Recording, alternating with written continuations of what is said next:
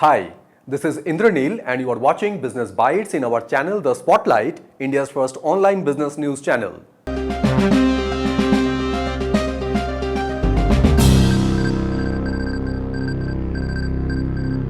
In today's Business Bites, first news we have Policybazar's PB Healthcare Services raised 1,848 crore to build a chain of hospitals in India. Second news we have Elon Musk satellite broadband service Starlink is clearing major hurdles and almost ready to launch in India.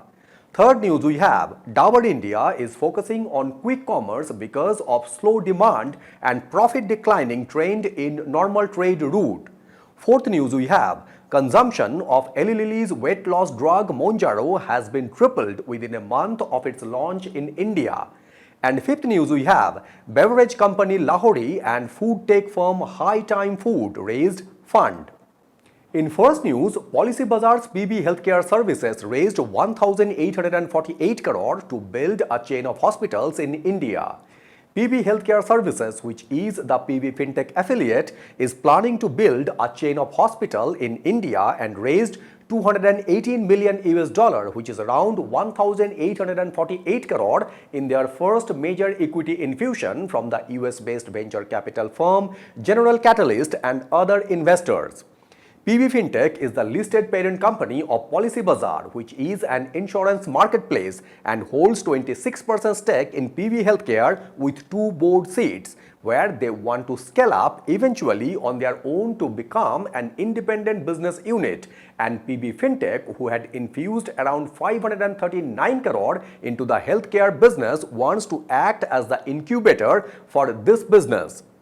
Healthcare is a major new business initiative for PB FinTech when they first announced the plan in September 2024 to get into the healthcare business, and PB Healthcare will be utilizing the fund to set up a chain of 5 to 6 hospitals with 200 to 250 beds in the NCR, that is National Capital Region, in the first phase, when they are having a plan to launch 25 to 50 hospitals down the line. On the other side, General Catalyst invested 50 million US dollar along with another institutional investor who also invested the similar amount, while General Catalyst is a major investor in another fintech firm Crade in India. In second news, Elon Musk satellite broadband service Starlink is clearing major hurdles and almost ready to launch in India. The new age satellite internet service provider Starlink has received a letter of intent, that is LOI, from the Department of Telecommunications for a SATCOM license, which is a significant step in the Elon Musk-owned company's bid to offer satellite broadband services in India, which is the world's second largest telecom market.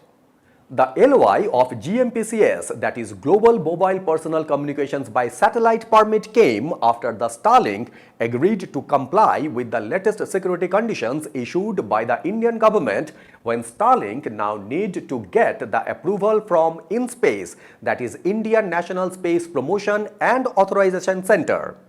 For their launch of commercial services, they has to wait along with Eutelsat OneWeb and GeoSAS, who have already got all clearances from allocation of satellite spectrum from the Department of Telecommunications, where the Telecom Regulatory Authority of India is likely to give their recommendations on pricing for administrative allocation of satellite spectrum soon. In this SATCOM space, Amazon Kuiper and Apple SATCOM partner Globalstar are also among the global players who are keen to offer broadband from space services in India, as they see India as a nascent market and huge growth opportunity. In third news, Dabur India is focusing on quick commerce because of slow demand and profit declining trend in normal trade route. Packaged goods maker Dabur is in the process to rationalize their slow-moving products and to double down on quick commerce, as well as to consolidate stockists and to reduce cost in urban general trade, as they reported 8% year-on-year decline in their net profit for the March quarter. According to the company, the impact is majorly due to the continuing challenging demand environment with high food inflation and a surge in cost of living, which is limiting urban spending, when Dabur India reported a net profit of 320 crore in the March quarter, which was down from 350 crore in the same period last year. The revenue from operation in the March quarter was reported as 2,830 crore, when their revenue for the full year stood at 12,563 crore compared to 12,404 crore in the previous year.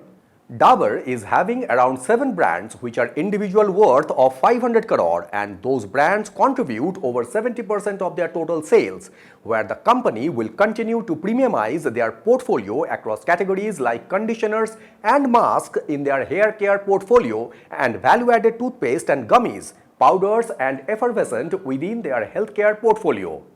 The company is expecting for a progressive recovery in the consumer demand in the coming quarters from both the urban and rural market of India, where the rural markets contribute to nearly half of Dabur's annual sales, when their food business grew over 14% in March quarter, while their skin and salon business grew by 8%. In fourth news, consumption of Eli Lilly's weight loss drug Mounjaro has been tripled within a month of its launch in India. The sales of Mounjaro 2.5 mg injection surged to 4.8 crore in April this year from just 1.2 crore in March when the drug was launched. And in India, Mounjaro is priced at 3,500 rupees for a 2.5 mg vial and 4,375 rupees for a 5 mg vial, which works out as 14,000 to 17,500 rupees per month depending on the weekly dose. Studies on the effect of the drug in India, which is done in a few hospitals, which suggest that the most common side effect of Mounjaro is constipation, where other common side effects may include nausea, vomiting and diarrhea, when presently most of the doctors are prescribing Mounjaro to patients who are obese and have tried other means but not lost their weight. Obesity is like a pandemic in India, where 70% of India's urban population is classified as obese, and diabetes is very common, when the Mounjaro is one of the useful drug which has been well marketed in the different parts of the world before launching in India. So there are thousands of prescriptions available with clinical trials, which shows it is good and useful molecule. With present scenario, popular weight loss medications like Mounjaro and Wegovy, which Novo Nordisk is expected to bring in India, when their efficacy remains to be seen for the initial 4 to 6 months in terms of actual weight loss benefits to Indians. And in fifth news, beverage company Lahori and food tech startup High Time Food raised fund. Chandigarh-based beverage maker Lahori, which is known for their carbonated non-alcoholic drinks in local Indian flavors, has secured 200 crore in primary funding from Motilal Oswal Wealth, and this investment made Lahori's valuation at 2,800 crore, which is a threefold increase from their previous valuation of 900 crore in 2022. With this investment, Motilal Oswal Wealth will acquire a 7% stake in Lahori, and the surge in Lahori's valuation has come on the back of rapid growth in their business, where in financial year 2024, they have reported 312 crore as their operating revenue. On the other side, food tech startup High Time Food, who is making non-refrigerated plant-based protein, has raised $1.2 million in their recent funding round.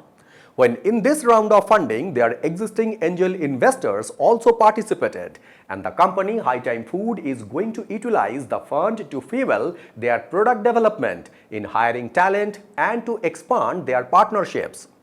So these were the top 5 business news from Business Bytes in our channel The Spotlight, India's first online business news channel. I would like to request you to please subscribe this channel so that you can have all the updates from our end. Thank you very much for watching Business Bytes, and signing it off.